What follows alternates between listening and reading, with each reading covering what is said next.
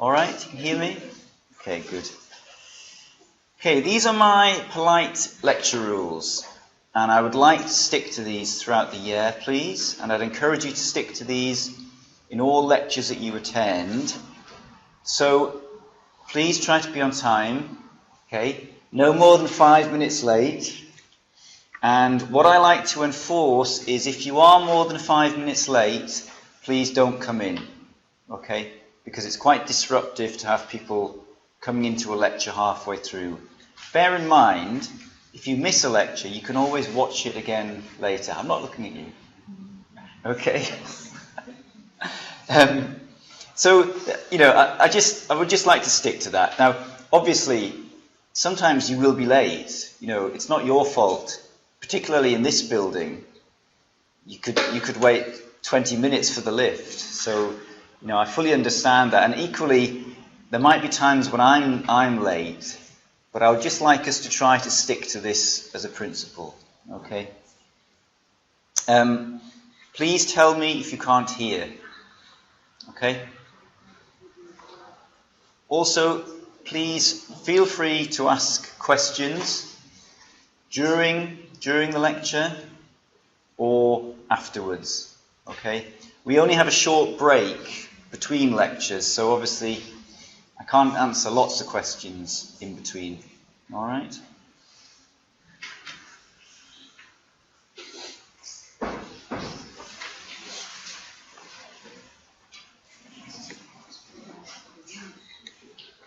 Okay. So after 2 weeks, I will start enforcing this. Okay. Another thing is, please, no talking while I'm talking. Okay. It's really distracting for me to have people just whispering to the person next to them. Okay. So today we are going to talk about integrated design. The session that follows this at 11:10, I'm going to do a more general module introduction, an introduction to the assignments, introduction to various other administration aspects of the course. But we'll start with a lecture about integrated design. And let's start by looking at an example. This is an example from the architect's morphosis. This is the Cooper Union Building in New York. And I find this a really interesting example where they are working in an integrated manner, where all aspects of the design process are being integrated into a software workflow. So here we have a sketch drawn by hand, more sketches drawn by hand, and then they start to move into more digital production. Here's the plan of the building. And I think what's particularly interesting about this project is the manner that they managed to integrate simulation, complex parametric design in the design process. And here they are using that 3D information to communicate areas within the building. All of this information being driven by a single three-dimensional model. They can then 3D print, because this information is available digitally. They can very quickly print, so this sort of rapid prototyping can occur. And then they can look at more complex manipulation of facade and geometry into a much more complex resolution of a facade system. And when you start to look at that facade system, you start to understand that this facade system is optimized in terms of daylight and energy performance.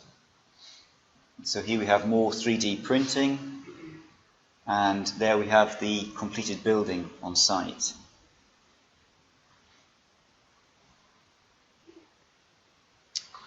Okay, so I'm going to talk about workflow concepts. Now, what we mean by workflow, we're talking about a design and a simulation workflow. And by workflow, we mean the process in which you connect and you link different stages and different software of that design process. And we want you to consciously think about your workflow. So rather than just sort of randomly using various pieces of software, to actually think about how you can connect that software and how you can put that software together. We're going to look at linear workflow, multiple, i.e. import-export workflow, and iterative and integrated workflow. So start with, we look at mapping software to design, simulation and analysis tasks. And obviously there is a very large range of software available. So that's just a moment in time of the kind of software that is available depending on the type of task, the type of simulation that you're looking at. So here you see all the different softwares that are available. And I would suggest that all of those softwares will probably be different in 5 years' time. And the question is, which software should you use now?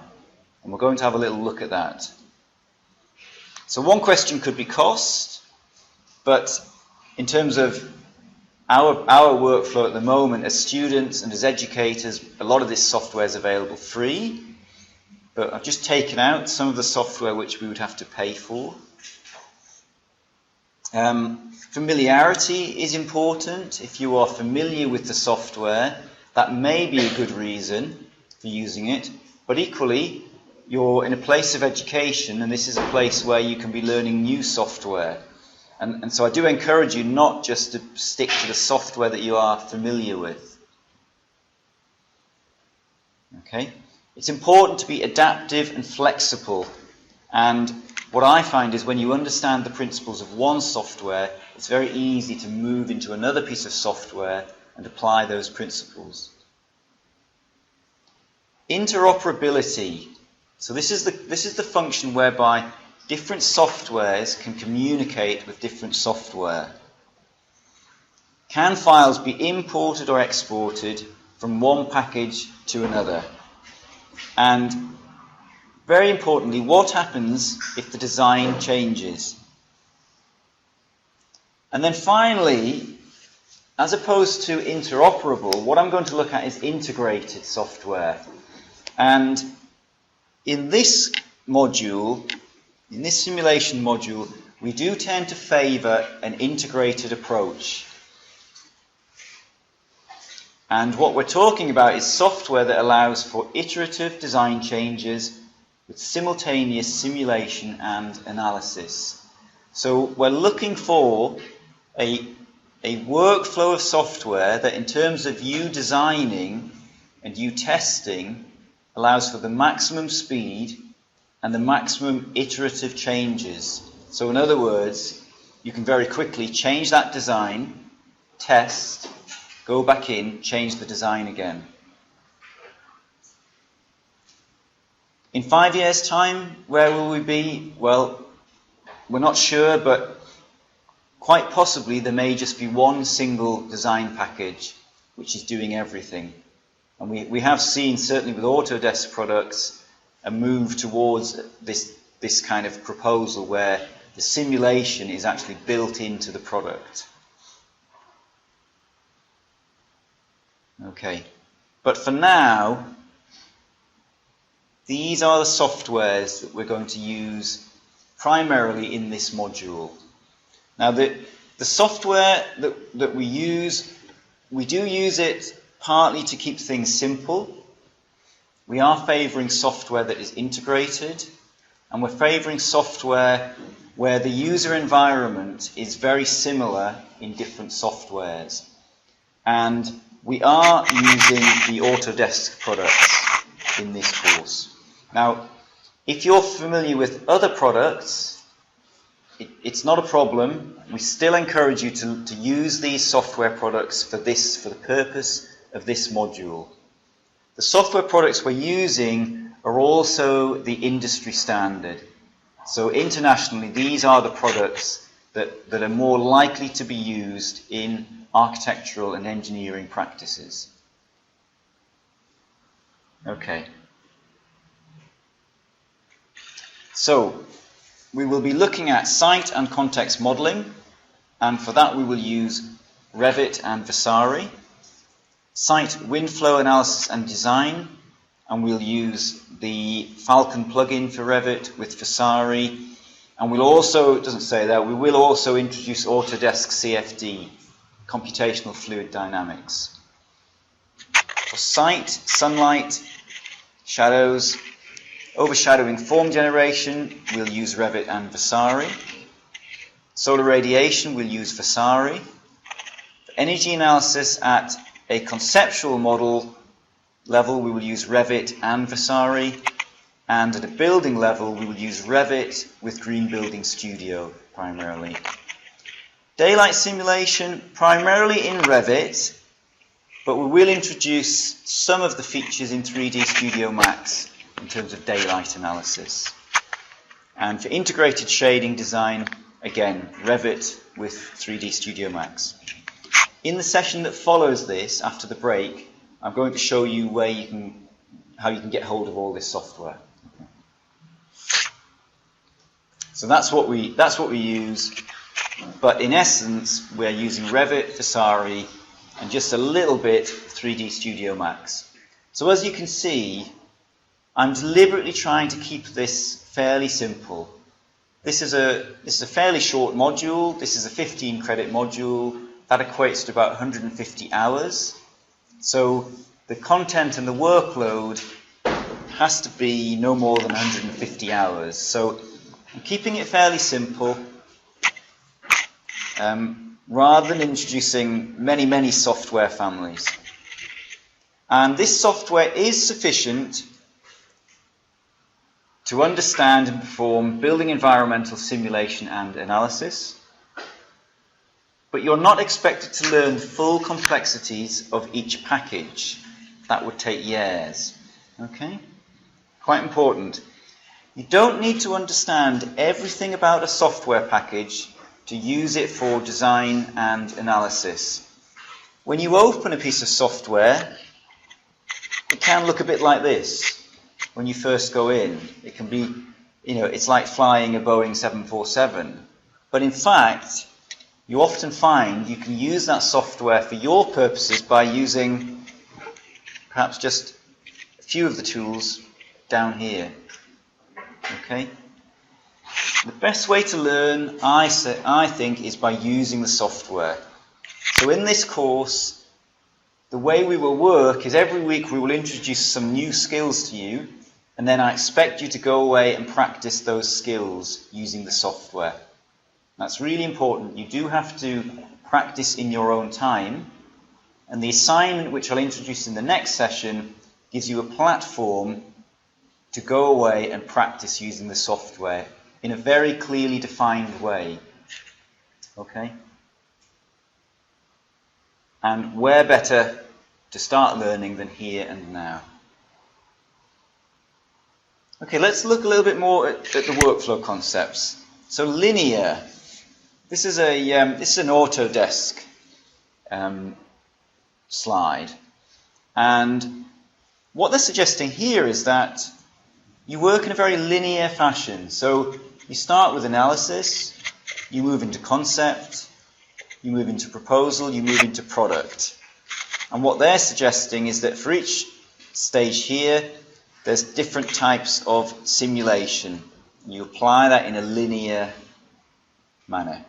So we move into concept, and you see they're proposing various different types of simulation and analysis, but they're suggesting that this kind of concept analysis only takes place after the stage 1 analysis has taken place. So it's a linear workflow. Moving into proposal with more detailed types of analysis, and then finally moving into product with a kind of final analysis stage. Okay, multiple or import-export workflow is rather more complex. Now this is not what I'm teaching you in this module, okay? I'm not saying that it's not a valid approach, but it's not the way this module will work. So in a multiple import-export, you have all these different softwares shown in the white, in the boxes, and each one of these green lines is representing a sort of export-import functionality between softwares, also known as interoperable. And my question is it? Is it interoperable? Let's look a bit closer. So each green arrow represents an import-export. So for example, let's have a look at one here. Project Vasari, a GBXML export into Autodesk Ecotect analysis. So you have to export a GBXML from Vasari, and then you have to import that into Ecotect. And I would suggest it starts to look quite complicated and potentially prone to error. So consider the implications of a design change. Imagine a change here in the Revit model. This will require a series of import-export actions here in the red box. So in order for all of these other softwares to become up to date with the new model, all of these import-export functions would have to take place. And that looks like quite a lot of work. Now, if we look at an iterative and integrated workflow, my question is it a better way forward? Let's look at this in more detail. So we could start in a design workflow, possibly with hand drawing. A lot of designers, architects, engineers like to start a project with some hand sketches. Okay? And then very quickly, those hand sketches will be transferred into a three-dimensional model. So in this case, transferred into Revit. So the red boxes here are digital processes, digital softwares, and the grey boxes are more analog or hand processes. And then the yellow is where you're actually exporting and you're fabricating either a model or a sample. So from that Revit model, we can export and we can use the CNC router, we can use laser cutters, we can do 3D printing, because we have that digital model. Now, without the digital model, here, obviously you can't do any of this, because you can't take a hand drawing and send it to a 3D printer. So clearly you need the digital model. Okay. Let's now look at some outputs. So from our Revit model, we can output 2D drawings, we can output daylight analysis, we can output conceptual energy analysis, building energy analysis, 3D images, renderings, solar and shadow analysis, and not the focus of this course, but you can export quantities, schedules, costings, all from that single Revit model. Okay. What we're then doing in this course, we are adding in Vasari. Now, as you'll see throughout the weeks, Vasari is it's like a sort of younger brother or sister of Revit. It's like a sort of Revit Lite. But it's quite a handy package. And Vasari does offer some other types of outputs which at the moment Revit doesn't fully offer, although this is changing. Now the key component here is the connection between Revit and Vasari is not an import-export function. They open each other's software files natively. So you can open a Revit file in Vasari. You can open a Vasari file in Revit. So the same file can just be opened. So that's just looking at that a bit closer. So the thick black line in my diagram is representing a sort of live native link. And we will be using that to generate energy simulation, solar studies, radiation studies, wind flow analysis. That's just a sample. And then we will, later on in the course, we will introduce 3D Studio Max. Now, in the previous year on this course, we were using 3D Studio Max quite extensively for daylight analysis. But as I say, the software is always changing, and over the course of the year, Autodesk improved the daylighting simulation in Revit, which actually meant that a lot of the functionality we were using 3D Studio Max for, you could do in Revit. Now, last year I offered the students the option, and we do it again this year. You can choose to use Revit, or you can choose to use 3D Studio Max. And what most of the students last year found was they preferred just to use Revit because it was simpler. A few of them were interested in 3D Studio Max, and they did use it. But most of them, when it came to submitting the assignment, and they probably ran out of time, they just used Revit, and the results were very good. And from 3D Studio Max, what we were outputting was daylight and artificial lighting analysis, visualizations, diagrams, and sketch renderings. I've just got a few examples to show you here. So, for example, here we're doing daylight analysis using 3D Studio Max. Here we're using 3D Studio Max to produce some more kind of renderings, some visualizations. And then here we're using 3D Studio Max to produce more kind of sketch type renders, but directly from the software. And then just some other examples where using 3D Studio Max to generate other kinds of visualizations of a project. And again, creating kind of sketch renders. Now for the students in this module who are on the MSc in Sustainable Architectural Studies, this becomes very interesting when you move into your studio projects, because obviously you're designing, and the ability to use the software to start to produce kind of design drawings becomes very important.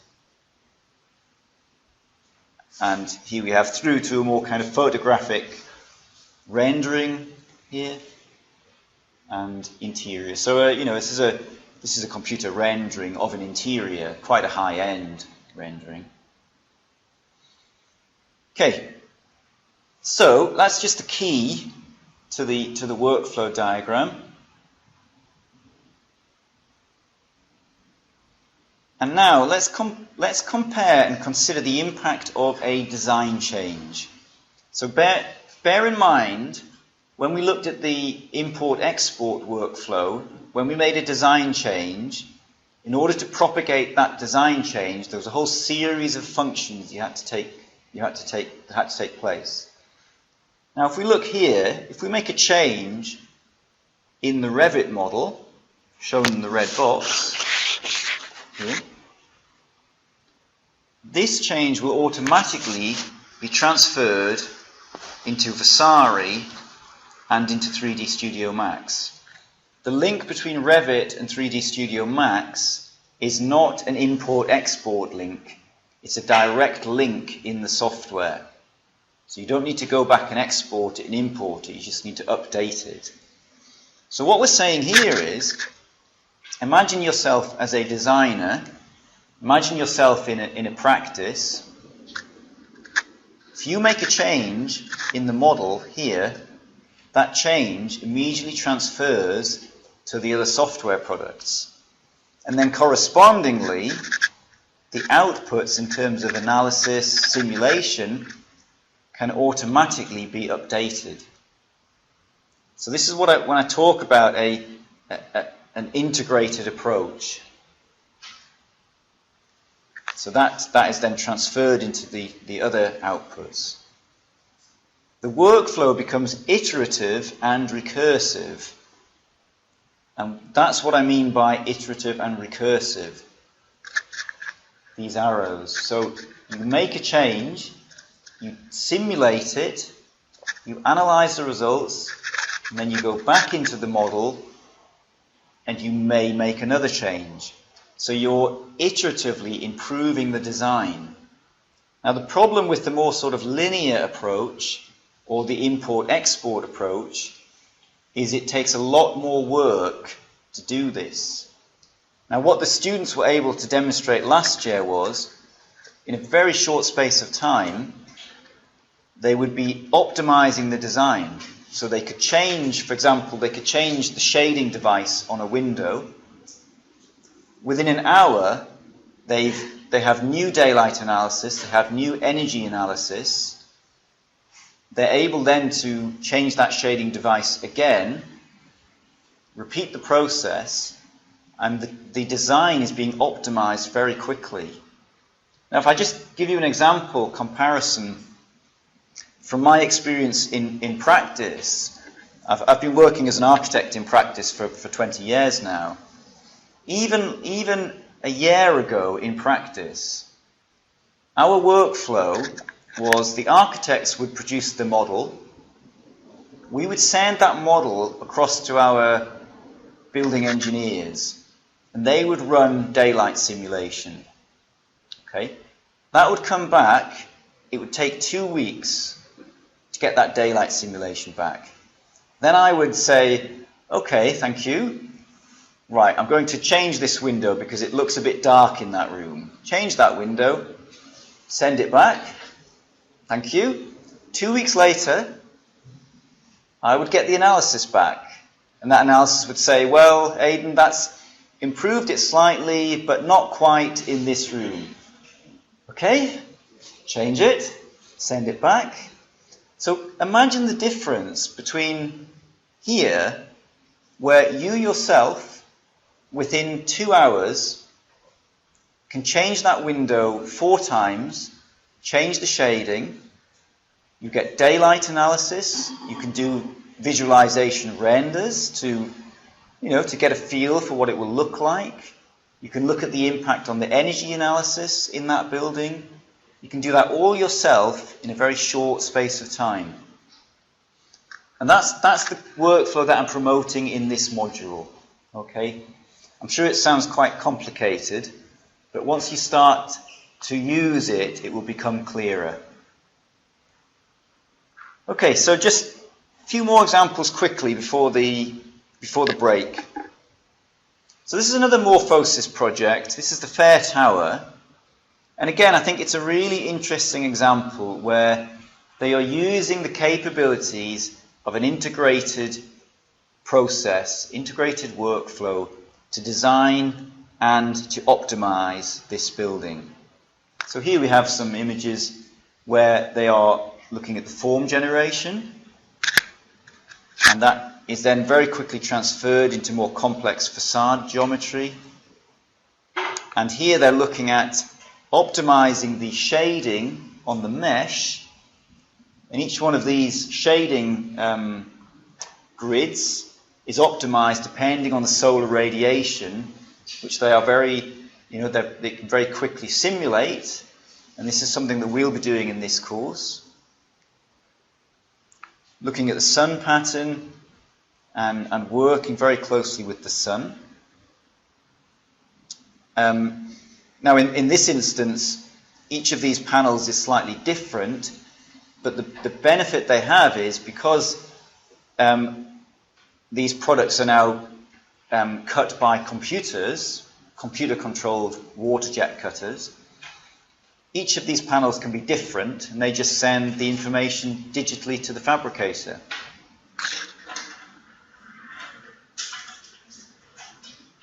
Okay, fairly quickly now, we're going to talk a little bit about BIM in practice. So BIM, Building Information Modelling, is the basis of most practice now. Certainly in the UK and globally, it will become adopted throughout. So just to look at some UK figures, and I've only got 2012 figures, I'm afraid. So the products we're looking at there, Autodesk are dominating in the UK. So more than 50% of architects are using Autodesk products. At that moment, Autodesk Revit was at about 18%, but I suspect that's a lot higher now in the UK. Of the other packages, Vectorworks is fairly close. And again, as I say, that's likely to change very dramatically in 5 years' time. And so this was a survey of awareness of BIM in UK practice. So as you can see, 39% of practices were using BIM. This was 2 years ago, so this will have changed. And almost all practices have an awareness.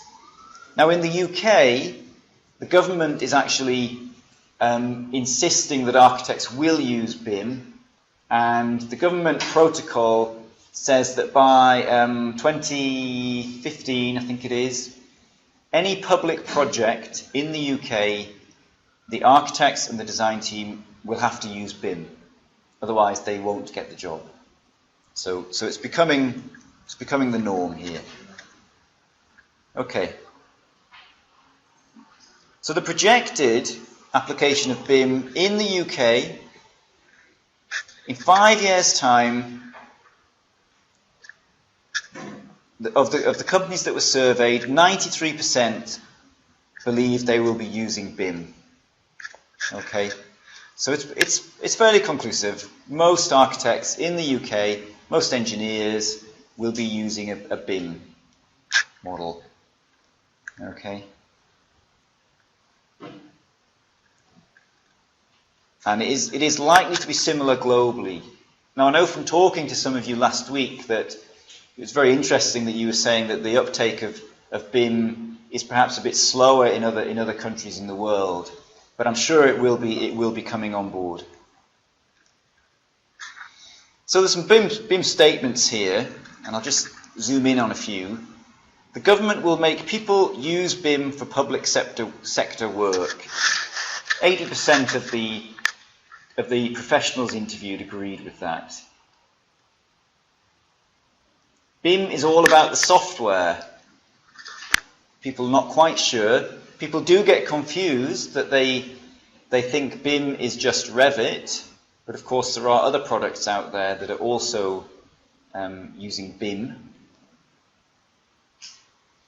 And just very briefly, we've got about no more than 10 minutes. I'm just going to show you an example BIM project, which I was the project architect for this, just to demonstrate some of the kind of capabilities and the benefits of using BIM for a real practice project.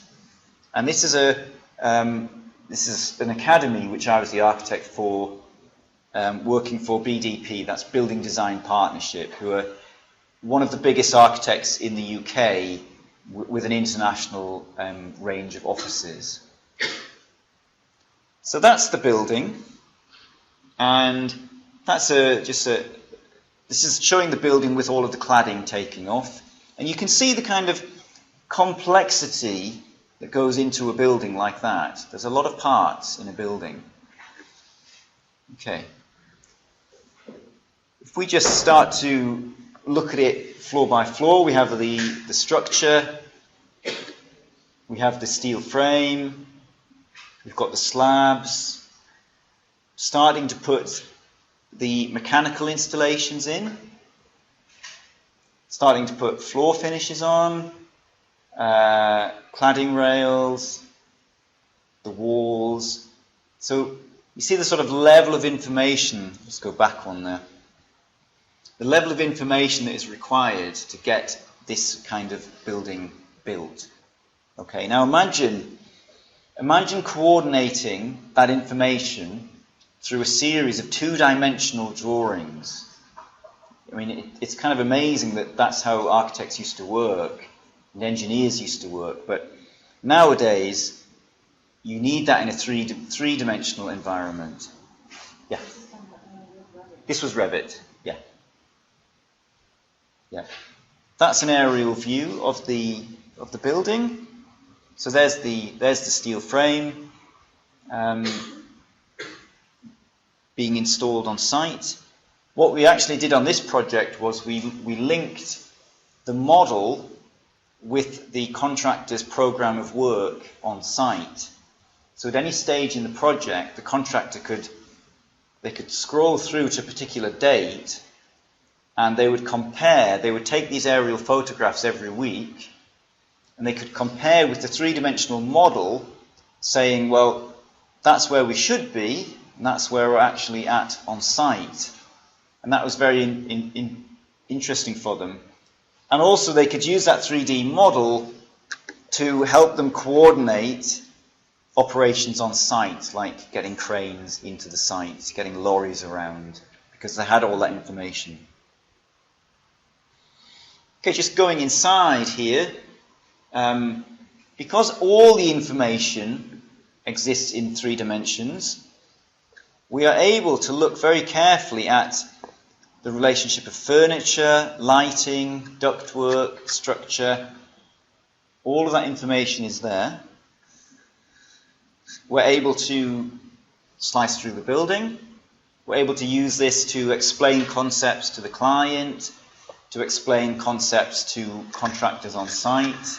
Very easy to do this. We were able to produce visualizations, so that in terms of showing the client what their building would look like, we could very quickly produce these good quality visualizations so that the client knew what their building was like. And sometimes the client would see these and would ask for changes that we could make. And again, visualizations inside. And this is the actual stair. If we just go back one, there's the visualization, and there's the Revit model of that stair. And because that stair was all made in the computer, we then sent it to the fabricator, and it was all made, and everything worked, everything fitted. Huge benefits. Working in 3 dimensions throughout. But also, you can create traditional 2-dimensional drawings. So these are drawings of that same staircase, and they look like a very sort of traditional 2-dimensional drawing, but in fact these are views of a 3-dimensional model. And I'll show you when we start using Revit, I'll be showing you how to produce these drawings. And more traditional kind of section of that. And there's the actual stair that was built. The balustrade got changed to glass, so it wasn't. That's how we designed it, and the client didn't like it, and they changed it to glass. But other than that, everything else was built exactly as per the drawings.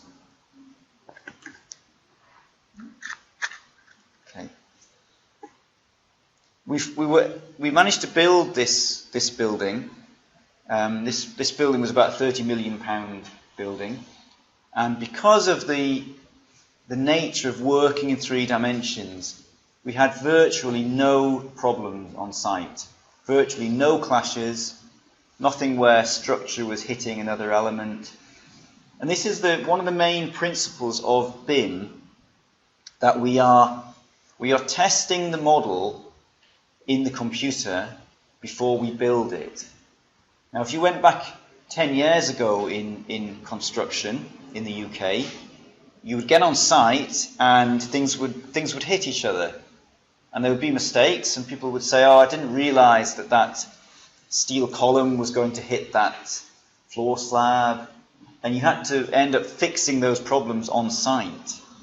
But using the BIM software, we were able to run what's called clash detection, and we were actually able to tell the software to look for clashes. So you can tell it, you can say, tell me if any piece of steelwork is coming within 100 millimeters of a ductwork, and it will test the entire model, and if anything's getting too close, it will tell you, and you can change that. So huge financial benefits. So here we are running some of that clash detection. So the blue is the mechanical ductwork, and we're telling the software to look for clashes. And here the software has found a clash. So here it has identified a clash between that steel beam, which is shown in purple, and an element of mechanical ductwork in blue. So bearing in mind this is perhaps 6 months before we start work on site, we're already identifying these clashes, and these clashes are then stored in a database, and the architects, the engineers on this project then have to make design changes to eliminate these clashes. And the idea was that we would not issue information for site until we knew that there were no clashes in the model, in the 3D model. So we're not really, this module is not, we're not showing you clash detection. That's much more kind of about building buildings on site. But it does just show you one of the other benefits of working in an integrated BIM model. So that's just another image of our steel frame. And I mean, all we've done here, this has just been exported into 3D Studio Max just to make it look a bit nicer. And that's a view inside the building. That's the view looking up. The client on this project commented at the end of the project, she was amazed how closely the final building resembled the visualizations. She said when they walked in, they couldn't believe it. They said it just looked the same, the daylight was the same, the colors were the same, even some of the furniture was the same. And they said that was absolutely amazing for them. And of course, because everything is built from the same model that the visualizations are made from, there's no reason why it shouldn't look the same. So there's another view inside and a view outside. Okay, so that's the end of this session. We've got 2 minutes. If there's I'll take any questions now. Anyone got any questions now? Okay, you don't have to have questions. It's fine. So just don't start moving yet. So the first session was a more theoretical session to introduce some of the concepts. The session following this, I'm going to introduce you more generally to the module and to the assignment. And then the third session today, I'm going to introduce you to the user interface in Revit. Okay, so today there's a bit of theory, and then there's a little gentle introduction. In the following weeks, we will be more introducing you to specific skills in the software. Okay, and there'll be an opportunity in those subsequent weeks for you to bring questions to me.